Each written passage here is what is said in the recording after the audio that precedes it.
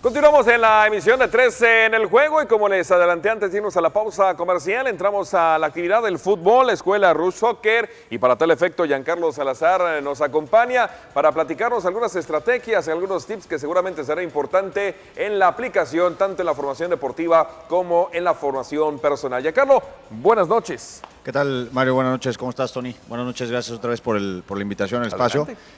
Bueno, tratando de ligar un poco lo que platicábamos el programa pasado acerca del proceso de enseñanza, me gustaría apoyarme en este tablero para mostrar un poquito qué es lo que nosotros vemos en los partidos, por ejemplo, de fútbol infantil y juvenil, ¿no? Si nosotros pensamos en fútbol infantil a partir de los 4, 6, 8 años, ¿han ustedes visto una imagen similar a la hora de ver un partido? Sí. Sí. Bueno, lo que sucede aquí es que cuando nosotros ponemos a 22 jugadores de entre 4 y 8, 10 años, lo que todo jugador de esa edad quiere pues es el juguete, ¿no? En este caso el balón. Entonces, cuando nosotros tenemos un solo balón para 22 niños, se vuelve pues, complicado. Se vuelve una pelota, ¿no? Una pelota donde lo único que estamos promoviendo son malos hábitos en términos de desarrollo deportivo y futbolístico en este caso. Porque un tema claro y específico es la visión. El fútbol es un tema de percepción, ¿no? Es un deporte de percepción donde tenemos que ser capaces de observar para ver cuál es el problema que nos presenta el juego, poder tomar una decisión y ejecutar. Cuando nosotros no damos ese tiempo y ese espacio al jugador, desde los 4 años, lo único que estamos haciendo es afectando ese desarrollo, que en este caso tendría que ver con la parte táctica. Y por supuesto, entre menos tiempo tenga contacto con la pelota, pues la parte técnica no se va a desarrollar, ¿no? Así es. Así es. Entonces, me voy a parar un poquito aquí adelante. Para mostrar, hablábamos de un proceso, ¿no? Hablábamos de que un proceso está compuesto por etapas, por eso me están cayendo unas fichitas, no pasa nada. Estas etapas, bueno, se componen de la siguiente manera. Nosotros tenemos que pensar en la figura geométrica básica del juego. ¿Cuál es esa figura geométrica básica, Tony, Mario? Pues el triángulo, ¿no? Correcto. El triángulo que nos va a permitir, pues justamente eso, ¿no? Poder triangular y poder hacer que los jugadores entiendan de qué forma deben de colocarse para poder pasar la pelota, ¿sí? En este caso, bueno, pues nos permiten esas líneas angulares poder combinar de mejor forma y empezar a hablar de los principios del juego, ¿no? Principios del juego básicos, que son, en este caso, amplitud, ¿sí? Y profundidad entre los jugadores que están conformando esa figura geométrica. Si nosotros ponemos un cuarto jugador, ¿sí? ¿Qué figura tenemos? Tenemos un rombo, ¿no? En este rombo ya podemos ver representadas tres principios básicos, ¿no? Tenemos, si la pelota está acá atrás, ¿sí? Vamos en dirección de este lado, tenemos la pelota, tenemos amplitud, tenemos profundidad y tenemos apoyo, ¿no? De donde se toque la pelota siempre va a haber jugadores dispuestos para apoyar al compañero que tiene el balón.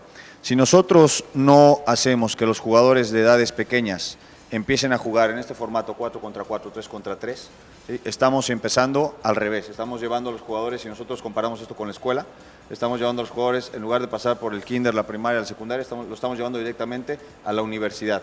En este caso el fútbol 11 es la fase final de ese proceso, ¿no? Entonces lo que estamos haciendo es que los jugadores se salten etapas, donde van a recibir información que va a ser fundamental para tener jugadores de calidad en el futuro. Entonces nosotros tenemos que empezar por esta situación. Si nosotros integráramos un jugador más, tendríamos que empezar a pensar en el equilibrio y balance de las líneas, ¿no? En un equipo de fútbol o en el fútbol en general tenemos como mínimo 3 líneas, ¿no? Que son la línea ofensiva, la línea media y los delanteros. En este caso tenemos, si vamos hacia abajo, tenemos defensas, tenemos medios y tenemos delantero. Correcto. Si nosotros empezamos a querer dar equilibrio y balance a esta figura, ¿dónde pondríamos este jugador? Quizá aquí en medio, ¿no? Finalmente, cada entrenador y cada institución tiene sus propias ideas, pero si hablamos de una lógica general, más o menos esto podríamos tener, ¿no? Un jugador que empiece a dar equilibrio y balance y que empiece a ser ese jugador que reparte el juego entre las 3 líneas, ¿no? Si nosotros incluimos un siguiente jugador, ¿dónde podríamos pensar que podríamos empezar a tener un poco más de sostén, de seguridad? Vamos en la parte baja, ¿no? ¿Sí? Empezamos a tener ya un par de defensas, ¿sí? Que se reparten ese espacio, ¿ok?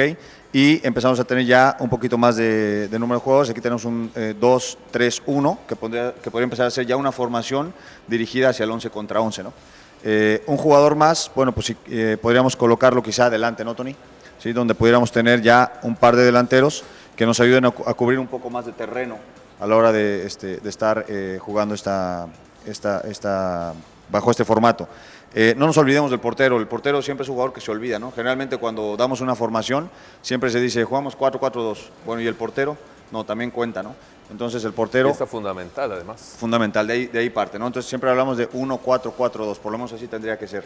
Entonces ya tenemos ahí un portero, 2 defensas, 3 medios y 2 delanteros. Si integramos un jugador más, bueno, pues lo podríamos meter a lo mejor en la parte defensiva, ¿sí? Para seguir dando equilibrio y balance. Ya tenemos 2 líneas en igual número de jugadores y nuestros 2 delanteros que podrían ser los que van a terminar de conformar esa formación, ¿no? Integramos un jugador más, tenemos 3, 6, 8, 9. Con este jugador tendríamos un 10º que podríamos poner en donde les gusta. Pues ahora sí que el tipo de fútbol que les guste practicar, Correcto. Ofensivo, defensivo o simplemente para surtir a medio. Correcto, finalmente puede que no haya un correcto y un incorrecto, ¿no? Si seguimos intentando tener una lógica, pues a lo mejor podríamos pensar en la figura inicial. ¿Sí? ¿Cuál fue la figura inicial que teníamos? Correcto. Un rombo, ¿no? Un rombo. Ese rombo, si nosotros logramos colocar ese rombo dentro del campo, ¿sí? Vamos a poder tener esa combinación, esa posibilidad de combinar, apoyándonos en las otras 2 líneas.